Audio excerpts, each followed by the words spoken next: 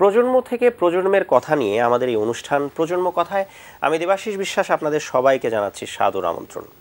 আমাদের আজকের অনুষ্ঠানে যে পরিবারটি আমাদের মাঝে এসে উপস্থিত হয়েছেন তাদেরকে আমরা এক কথায় কি বলবো, আমরা তাদেরকে বলবো একটি শিল্প পরিবার, একটি শিল্প মনা পরিবার, একটি আদর্শ পরিবার। এবং এই আদর্শ পরিবারের আদর্শ পিতার ভূমিকায় আছেন খালিদ মাহমুদ মিঠু, আদর্শ মাতার ভূমিকায় কনক চাপা চাকমা, আদর্শ পুত্রের ভূমিকায় আর্য শ্রেষ্ঠ এবং আদর্শ কন্যার ভূমিকায় শিরোপা পূর্ণা। প্রথমে ধন্যবাদ আমাদের অনুষ্ঠানে আসবার জন্য। এবং সবাই একটি সূত্রে বা একটি সুতোয় গাথা একটি পরিবার, এবং সাধারণত পরিবারের বন্ধনটা খুব দৃঢ় হয়। কিন্তু এক্ষেত্রে যে জিনিসটি আমরা জানি সেটা হচ্ছে যে একই প্রফেশনে কম বেশি সবাই জড়িত, এবং সেটা হচ্ছে শিল্প মাধ্যমে। খালিদ মাহমুদ মিঠু, আপনার কাছ থেকে আমরা শুরুতেই জানতে চাচ্ছি যে আপনার কর্মজীবনের শুরুটা একটু যদি আমাদের বলতেন। পড়ালেখা শেষে একটা সুপ্ত বাসনা ছিল ছোটবেলা থেকে যে আমি চলচ্চিত্র নির্মাণ করব। এই চলচ্চিত্র নির্মাণ করার জন্যে, কারিগরিক দিকটা বোঝার জন্য আমি বাংলাদেশ টেলিভিশনে 86-এ জয়েন করি, এবং ওইখান থেকে আমার চলচ্চিত্রের প্র্যাকটিস ছোট পর্দায় শুরু হয়।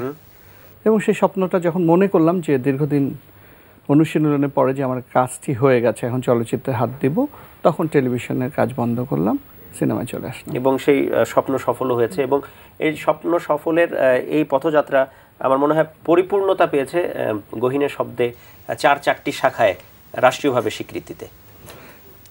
পরিপূর্ণ কিনা জানি না, বাট অবশ্যই হ্যাঁ, রাষ্ট্রীয় স্বীকৃতি, সর্বোচ্চ পুরস্কার আমাকে অনুপ্রাণিত করেছে, দায়িত্ববান করেছে আরও ভালো কাজের জন্যে। নিজের প্রতি নিজের যে প্রতিজ্ঞা, সেই জায়গাটায় আমি নিজেকে খুঁজে পেয়েছি। চমৎকার। কনক চাপা চাকমা, কর্মজীবনের শুরুটা কিভাবে কি হলো? ছোট থেকে ছবি আঁকতাম। আমি রাঙ্গামাটিতে জন্ম, স্বপ্ন ছিল বড় হয়ে মানে চিত্রশিল্পী হব। তো স্কুলের গণ্ডি পেরিয়ে চারুকলায় ভর্তি হলাম। চারুকলা থেকে পাশ করার পরে এই ছবি আঁকার জগতেই আছি। আশা করছি মানে এই জগতেই থাকবো যতদিন বেঁচে থাকি। আর্য যখন ভূমিষ্ঠ হলো, জন্ম নিল, তখন মনের মধ্যে পিতামাতা হিসেবে কি চিন্তা ভাবনা কাজ করছিল যে বড় হয়ে ছেলে কি হবে বা কি করবে? তুমি বলবা নাকি? না, আসলে যেটা সত্যি যে আমরা তখনও কিছু ভাবিনি, এখনো ভাবিনি।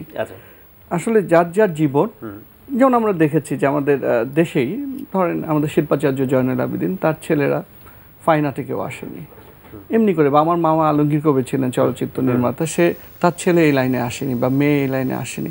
তো এটা আসলে বলা যায় না, ভেতর থেকে ভালোবাসতে হবে। এক্স্যাক্টলি। যার জন্যে আর্য যখন একেবারেই ছোট, 3 বছর বয়স, তখন থেকে নিয়মিত শুটিং থাকলে যাচ্ছে, রোদে পড়ছে, বৃষ্টিতে ভিজছে, ক্যামেরা ধরছে, আমরা কখনো মানা করিনি। আচ্ছা, কনক চাপা চাকমা, নারী আন্দোলন, নারী জাগরণ, অনেকগুলো কাজ আপনি করেছেন এবং করছেন এবং করে যাচ্ছেন এবং প্রশংসিত হচ্ছেন। এই ব্যাপারটি আমাদেরকে একটু যদি খুলে বলতেন। আমার চিত্রকলায় তো সবসময় আদিবাসীদের জীবনযাত্রা থাকে, এবং বিশেষ করে এই আদিবাসী নারীদের উপরে বেশি কাজ করতে আমি আসলে পছন্দ করি। আমার বাবা মা দুজনেই আমার এতখানি আসার পিছনে যে এত অনুপ্রেরণা জুগিয়েছেন আমাকে, যার কারণে কিন্তু আমি আজকে এইটুকু আসতে পেরেছি। সেই পার্বত্য চট্টগ্রাম থেকে ঢাকা পর্যন্ত এসে পড়াশোনা শেষ করে এখন এই মিডিয়াতে কাজ করে যাওয়া, এটা আসলে একটা বিরাট ব্যাপার আমার জন্য। এবার আমরা চলে যাচ্ছি এদিকে। বাবা মা, প্রথমে আর্যর কাছে যাচ্ছি। দুজনেই বিখ্যাত, দুজনেই তাদের কর্মক্ষেত্রে বেশ সফল। লোকজন বাবা মা সম্পর্কে ভালো মন্তব্য করেন, তাদের কাজের প্রশংসা করেন। তখন তোমার তাদের পুত্র সন্তান হয়ে তোমার ফিলিংটা কিরকম হয়? তখন তো খুব ভালোই লাগে, আর যেহেতু এই লাইনে জড়িয়ে আছি। শিরোপা একটি বিষয়ে চিত্রাঙ্কনে তো পারদর্শী, এবং একটি বিষয়ে পারদর্শী, সেটা ভায়োলিন খুব ভালো বাজায়। আজকে যদি ভায়োলিনটা আনা হতো তাহলে আমরা একটু শুনতে পেতাম। তবে আমরা যেটা এখন শুনতে পাবো, বাবার প্রতি শিরোপা একটা ফিলিং কি কাজ করে, এবং মার প্রতি কি ফিলিং কাজ করে, বা মা বাবাকে শিরোপা কিভাবে দেখেন? মা বাবার প্রতি আমার অনেক ভালোবাসা আছে, অনেক রেসপেক্ট আছে, আর ছোটোবেলা থেকে অনেক সাপোর্ট করে যাচ্ছে। যেমন শুটিংয়ের সময় যখন আমি 5-6 বছর ছিলাম, তো তখন বাবার শুটিং স্পটে যেতাম, আর ডিস্টার্ব করলেও শর্টের মাঝে আমি অন্য আর্টিস্টের সাথে কথা বলছি আর আমার ভয়েসটা অনেক লাউড, বাবা কিছু বলতেন না। অফকোর্স একটু কোয়াইট থাকতে বলতেন, বাট ওটা ছাড়া মানে অলওয়েজ বাবা আমাকে শুটিং স্পটে নিয়ে যেত, আর্য থাকতো। তো এরকম করে আমার বাবার ডিরেকশন ফলো করেছি। Then এখন বাবা তো কোয়াইট থাকতে বলতো তোমাদের, মাও কি তোমাদেরকে কোয়াইটই বলে নাকি না? না, এবার যখন মা ছবি আঁকে তো তখন ছবি আঁকা দেখতাম, তো আর তখন তো আর কার সাথে কথা বলবো, আর মার সাথেও তো কথা বলে তখন মা নিজেই কোয়াইট থাকতো। হ্যাঁ, মা নিজেই কোয়াইট আচ্ছা, থাকতো। মা কোয়াইট থাকতো, বাবা কোয়াইট বলতেন কিছু কিছু ক্ষেত্রে। কিন্তু আর কি বলেছেন তোমাদের সম্পর্কে, তোমাদের দুজনের সম্পর্কে আমরা এখন দেখব। প্রথমে আর্য সম্পর্কে বাবা মার মতামতটা আমরা এখন স্ক্রিনে সবাই মিলে উপভোগ করি। আর্য অনেক বেশি মানবিক গুণ সম্পন্ন। ওর ভিতরে যেটা ছোটবেলা থেকে ঢুকেছে আমি দেখেছি, যেটা সে এনজয় করে সেটাকে দিন রাত কাজ করে, সেটাকে নিয়ে দিন রাত চর্চা করে, যেমন মিউজিক। ও অসম্ভব ক্রিয়েটিভ এবং অনেক ব্রেইনি। এখন সে ছবি বানাচ্ছে, ইতিমধ্যে সে 4টি ছবি তৈরি করেছে এবং সেই ছবিগুলোর মাধ্যমে সেই বিদেশে পুরস্কৃত হয়েছে বহুবার, প্রায় 8 থেকে 9 বার সে পুরস্কার পেয়েছে। হার্ডওয়ার্কিং যে লাইফটা, এটাকে সে ছোটবেলায় দেখতাম যে পছন্দ করতো। অনেক ফ্রেন্ডলি, অনেক ফান লাভিং, বন্ধু হিসেবে খুবই হেল্পফুল। তার বন্ধু বান্ধবদের সঙ্গটাও পছন্দ করে, যেহেতু যে বয়স এটা তো সে থাকবেই, বন্ধুর কাছে যাবে, বন্ধুরা আসবে। কিন্তু তারপরেও আমি চাই এই সব কিছুর মধ্যেই সে ভালো একটা পরিবেশে সৎসঙ্গ নিয়ে বড় হবে, যে অন্তত ওর মাধ্যমে যেন কোনো বন্ধু নষ্ট না হয় এবং কোনো অসৎ সঙ্গ নিয়েও যেন সে কখনোই অসৎ পথে না যায়। অফকোর্স অনেক ব্যাড সাইডসও আছে, আমাকে জ্বালাতে অনেক পছন্দ করে। আর্য একেবারেই গোছানো না, ওই জিতটা একটু বেশি, যেটা করতে চায় ওটা করে ছাড়বে যাই হোক না কেন। পড়ালেখা করে না, আর আমাকেও বলে পড়ালেখা না করতে, অনেক ডিসকারেজ করে। সে অ্যাকচুয়ালি খুব বাধা ধরা কিছু পড়াশোনা, যে ওটা অ্যাকচুয়ালি ওই বলের মধ্যেও থাকতে চায় না।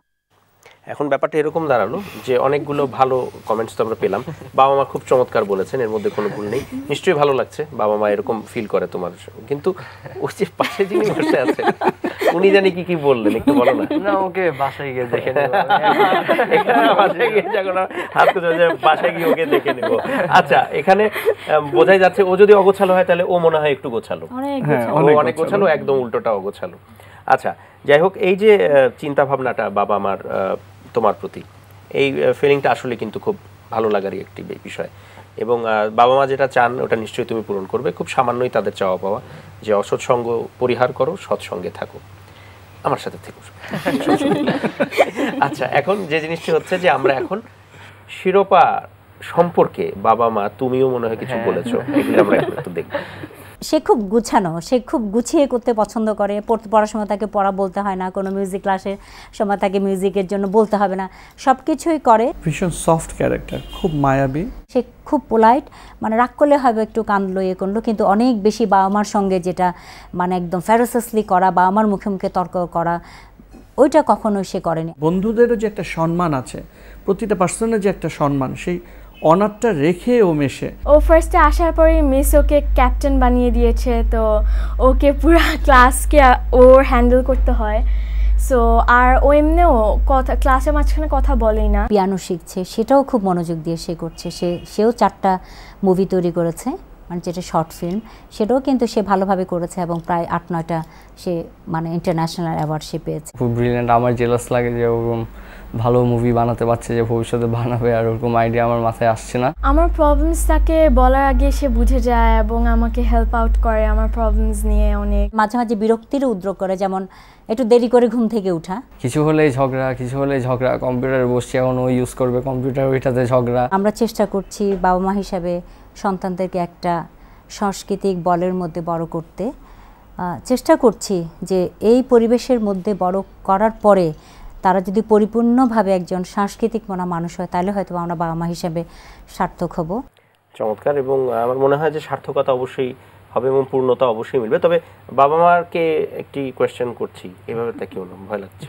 আচ্ছা, কোয়েশ্চেনটি হচ্ছে এরকম যে আর্য ছোটোখাটো 2-1টা অনুযোগ আছে আপনাদের, এবং সেটা হচ্ছে এর মধ্যে একটি হচ্ছে অমনোযোগিতা, পড়াশোনার ক্ষেত্রে হোক বা এই ব্যাপারগুলো। তো এটাকে একজন বাবা মা হিসেবে, প্যারেন্ট হিসেবে কিভাবে ট্যাকেল করা হচ্ছে বা করছেন বা ভাবছেন? যেটা আমি মনে করি যে পড়ালেখা একটা বেসিক এডুকেশন জীবনের অনেকগুলো ইন্দ্রিয়কে জাগ্রত করে, তার সেন্সকে তৈরি করে, যেটা সে বড় হয়ে যে ও যদি মিউজিকই মনে করে মিউজিকের উপরে কাজ করবে বা চলচ্চিত্র বানাবে বা অন্য কিছুই করবে, সেন্সগুলো নানান দিক থেকে এটাকে কি বলা হয়, একটা ফুলের বাগানকে যেভাবে নার্চার করে তৈরি করে ওরকমই ব্রেনটাকে ওইভাবে তৈরি করা, মনটাকে, চোখটাকে। তো বেসিক এডুকেশন এই জন্যই পৃথিবীতে এসছে যে একটা মানুষকে একটা ফর্মের মধ্যে নিয়ে আসে, একটা শেপে নিয়ে আসে।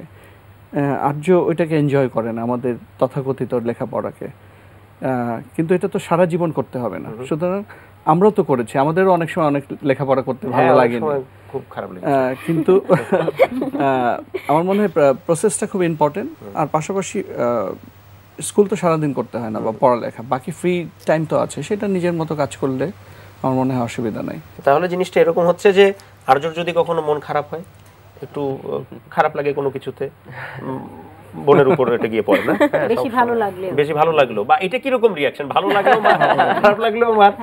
যাই হোক প্রিয় দর্শক, এই মুহূর্তে আমরা যে জিনিসটি চাইছি সেটা হলো যে এই মুহূর্ত থেকে ওদের মধ্যে এক ধরনের শান্তিপূর্ণ ব্যবস্থা গ্রহণ করা এবং সাদা ঝান্ডা দেখাচ্ছি দুজনকে, এবং আপনাদেরকে বলছি দর্শক আপনারা নিবেন এবং আমরা নিব, সবাই মিলে চলুন নিচ্ছি একটি বিরতি, কিন্তু কোথাও যাবেন না, আমাদের সাথেই থাকুন, ফিরছি এই ছোট্ট বিরতির পরে। ধন্যবাদ, ফিরলাম বিরতির পরে এবং আমাদের সাথে আছেন আমাদের এই আদর্শ পরিবার এবং পরিবারের প্রত্যেকটি সদস্য। এখন পুত্র এবং কন্যা সন্তান সম্পর্কে বাবা মার মন্তব্য আমরা শুনেছি, ব্যাপারটা উল্টোটাও তো হতে পারে, ওরাও তো কিছু বলতে পারে, হ্যাঁ নিশ্চয়ই, রাইট আছে তো?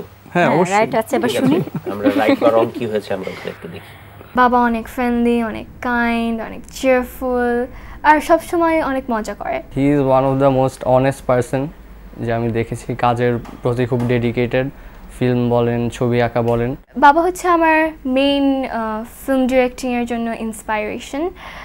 অনেক ছোটো থাকতে আমি বাবার শুটিংয়ে যেতাম অ্যান্ড বাবাকে অনেক ক্লোজলি ফলো করতাম, বাবাকে আমি ডাইরেকশন দিত, আর্টিস্টের সাথে মিশতো, আর আমার কাছে আমি নিজেকে অনেক লাকি মনে করতাম যে আমি বাবার মেয়ে। কাজ করছে তা বলে যে ফ্যামিলি টাইম দিচ্ছে না তা না, পরিবারের সাথে অনেক সময় কাটাচ্ছে, আমাদের সাথে, মায়ের সাথে। মা অনেক একজন একটা বিজি পারসন, বাট কিন্তু অনেক লাভিং, কেয়ারিং, রেসপন্সিবল।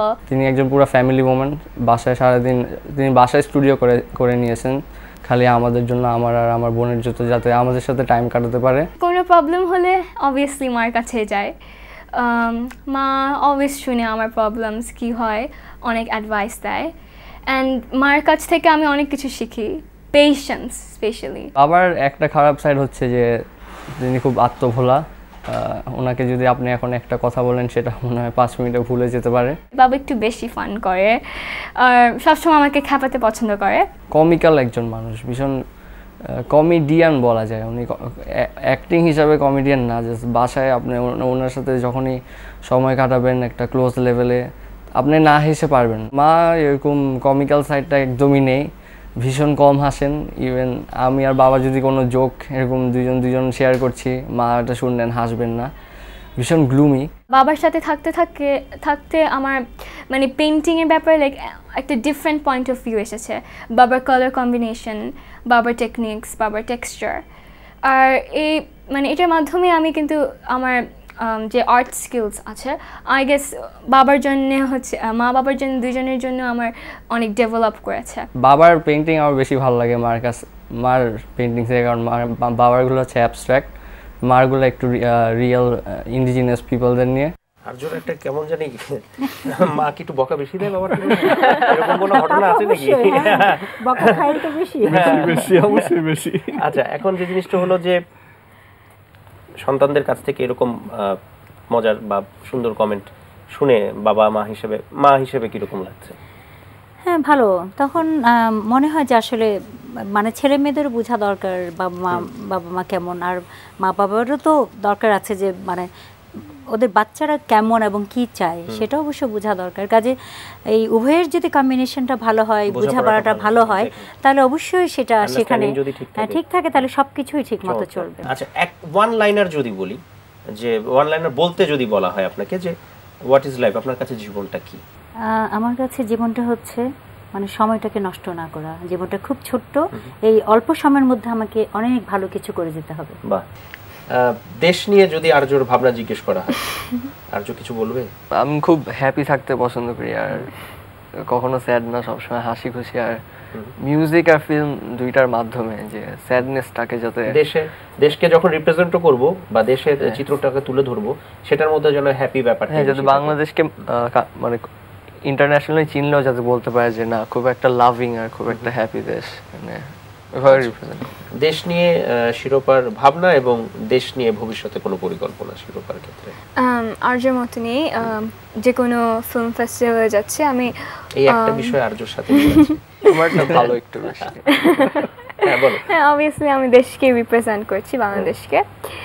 তো বাংলাদেশের অবস্থা সবাই জানে, অনেকজন বলে করাপ্টেড কান্ট্রি, বাট সবাই কিন্তু আবার করাপ্টেড না। তো অনেকজন আবার আছে অনেক কাইন্ড, অনেক লাভিং, যেমন আমার প্যারেন্টস। আর্যকে বলা যায়। তো আমি যা মনে করি আমাদের দরকার লাইক এরকম কেয়ারিং পার্সন যে দেশের জন্য অ্যাকচুয়ালি কেয়ার করে, ওরকমই মানুষ বেশি থাকলে দেশের জন্য ভালো। বিকজ আমাদের দেশ কিন্তু এমনিতে রিসোর্সেস দিক থেকে অনেক রিচ, আমাদের সয়েল অনেক ফার্টাইল। আর এখানে মানে এনিওয়্যার ধান লাগালেই কিন্তু ফসল ফুটবে। তো মানে এত ফার্টাইল কান্ট্রি, আমার মনে হয় এই ফার্টাইল কান্ট্রিকে মানে আরও এনরিচ করতে অনেক পরিশ্রম করতে হবে। বিদেশে কোনো ট্যুর পড়লো, বিদেশে কোনো এক্সিবিশন হলো বা ফিল্ম ফেস্টিভ্যাল হলো, তো সেক্ষেত্রে মাকে প্রশ্ন করছি যে সন্তানদের দেখাশোনার ব্যাপারটা বা গাইডেন্সের ব্যাপারটা ওটা কিভাবে হয়? সেটা যদি কোনো ফিল্ম ফেস্টিভ্যালে ইনভাইটেশন থাকে মিঠুর, তখন আবার যদি ওয়াইফেরও থাকে, তখন কিন্তু ওদের স্কুল দেখা গেল কি ওই সময়টা একদম এক্সাম চলছে বা একদম ইম্পর্টেন্ট টাইম স্কুলের, তো আমরা দুজন তো যেতে পারবো না। আর কখনো বাচ্চাদের কিন্তু দুজনকে রেখে বা তাদের নানা নানির কাছে রেখে বা হেল্পিং হ্যান্ডের কাছে রেখে কখনোই কিন্তু আমরা দেশ ছাড়িনি, যে কোনো একজন আমাদের থাকবোই। আর যেহেতু ফিল্মের ব্যাপার, ওর যাওয়াটাই অনেক বেশি ইম্পর্টেন্ট, তখন ও যাবে, আমি বাচ্চা টেক কেয়ার করবো। আর যখন এইভাবে আর যখন কোনো আমার আর্ট এক্সিবিশন থাকে, তো সেখানে হয়তো বা আমি একাই পার্টিসিপেট করলাম বা আমাদের দুজনেরই ছবি আছে, তখন মিঠু বলে যে ঠিক আছে আমি থাকি, তুমি ঘুরে আসো, একজন গেলে চলবে, একজন ওদের দেখছি একজন চলে যাচ্ছে। হ্যাঁ, কখনোই কিন্তু ছেড়ে যায়নি। আর ওদের স্কুল বন্ধ থাকলে অবশ্যই চারজনই চলে গেছে। যেমন সামনে আমাদের চায়না আর্ট বিয়েনালে আমাদের অফার আছে, যাওয়ার ইনভাইটেশন এসেছে, আমাদের ছবি চান্স পেয়েছে দুজনেরই। তো আমরা দেখলাম ওদের স্কুল বন্ধ থাকবে, তখন একসঙ্গে যাব, এটা প্ল্যান করছি। তাহলে কি যে বাইরে বেড়ানো এক্সপিরিয়েন্স শুধু দেশের না, বাইরেরও অভিজ্ঞতা দরকার, সেটাও ওদের আমরা চেষ্টা করেছি এবং আমার মনে হয় মোটামুটি একটা ছোট থেকে ওরা যাচ্ছে। আচ্ছা, একটা অভিজ্ঞতা তো হচ্ছে। এবার আরেকটি অভিজ্ঞতা হবে, সেটা হচ্ছে একজন সারপ্রাইজ গেস্ট এখানে ভিজিট না করলেও আমাদের এই টিভি স্ক্রিনে আছেন আপনাদের, এবং তাকে আমরা দেখব এবং আপনারাও দেখবেন, সারপ্রাইজড হবেন আশা করি। আমি সৌভাগ্য বলতে পারি যে আমি আসলে আমার বন্ধু ভাগ্য আমার অনেক ভালো। সেই বন্ধু ভাগ্যের মধ্যে আরও বেশি ভালো যে খালিদ মোহাম্মদ মিঠু এবং কনক চাপা চাকমার মতো এইরকম বন্ধুরা আমার তালিকার মধ্যে আছে, যারা কিনা সৎ, নিষ্ঠাবান এবং কর্মঠ, বিশেষ করে এরা শিল্পপ্রেমী, যারা দেশের শিল্প চর্চায় অবদান রাখছে। সবচেয়ে আশ্চর্যের বিষয় যে আমাদের বাংলাদেশে যে সাংস্কৃতিক পরিবারগুলো আছে, যে সমস্ত পরিবার যারা অনেক বেশি ভূমিকা রাখছে, সেরকম একটি পরিবারের সন্তান খালিদ মোহাম্মদ মিঠু, যার মা বেগম মমতাজ হোসেন, মামা আলমগীর কবির চলচ্চিত্র নির্মাতা মরহুম আলমগীর কবির আমাদের এই দেশের চলচ্চিত্রের জন্য বিরাট কাজ করে গেছেন। আমার কাছে মনে হচ্ছে কনক চাপা চাকমা এবং খালিদ মোহাম্মদ মিঠু তাদের পরিবারের ঐতিহ্যটাকে ভুলে যাননি, এবং তারা যে আর্য এবং শিরোপাকে আমি ছোটোবেলা থেকে খেয়াল করি, ওদের সাথে বন্ধুত্ব তো ওরা জন্মাবার অনেক আগে থেকে। এই দুইটি সন্তান কি করে একটা মুক্ত পরিবেশে, কি করে একটি সহযোগী পরিবেশে, কি করে একটি, আমি কি বলবো, না হয় না যে ছোট ছোট চারা হচ্ছে, সেগুলোকে কি করে ওরা মালির মতো করে কি করে পরিচর্যা করছেন, আমি দেখে অবাক হতাম। তবে স্যালুট কনক চাপা চাকমা এবং খালিদ মোহাম্মদ মিঠুকে, যে আমাদের দেশের শিল্পাঙ্গনকে উচ্চ শিখরে নেবার জন্যে আপনারা যে অবদান রাখছেন, আপনাদের সন্তানদেরকে, নিজেদেরকে নিয়োজিত করেছেন, পাশাপাশি সন্তানদেরকে যে এইভাবে করে প্ল্যাটফর্ম দিয়ে এগিয়ে নিয়ে যাচ্ছেন। আমি বুঝি পড়াশোনার মাঝখানেও কী করে ওদেরকে এই দিকে ধাবিত করার জন্যে মুক্ত আবহাওয়া তৈরি করে দিয়ে আপনারা যে আমাদের দেশকেই উন্নতির শিখরে নেবেন, সেটা আমি অনিবার্য। অনেক দিন বেঁচে থাকুক সবাই সুস্থ থাকো এই কামনা, ভালো থেকো। Beautiful sir. আচ্ছা, এখন যে জিনিসটা হচ্ছে যে ওনার আপনাদের প্রতি ওনার কমেন্টটা তো আমরা শুনলাম, এখন ওনার কমেন্টটির পরিপ্রেক্ষিতে আপনাদের কাছ থেকে মন্তব্য শুনতে চাই। কেমন লাগলো? এবং সারপ্রাইজ তো অবশ্যই হয়েছেন আপনারা, অবশ্যই, হ্যাঁ, সবাই সারপ্রাইজ আশা করি। এবং অবশ্যই সাচ্চু আমাদেরকে খুব মানে কাছের থেকে দেখেছে। ও যখন একেবারে তরুণ, আমিও তরুণ, তখন বিটিভিতে যখন কাজ করি 86 থেকেই সাচ্চু আমার ক্যামেরার সামনে আসে যায়, তখন থেকে নিয়মিত দেখা এবং একটা পারিবারিক বন্ধনও আমাদের তৈরি হয়। এবং আর্যর প্রথম ছবি, সেখানে সাচ্চু অভিনয় করেছে, শিরোপা অভিনয় করেছে আর্যর ছবিতে।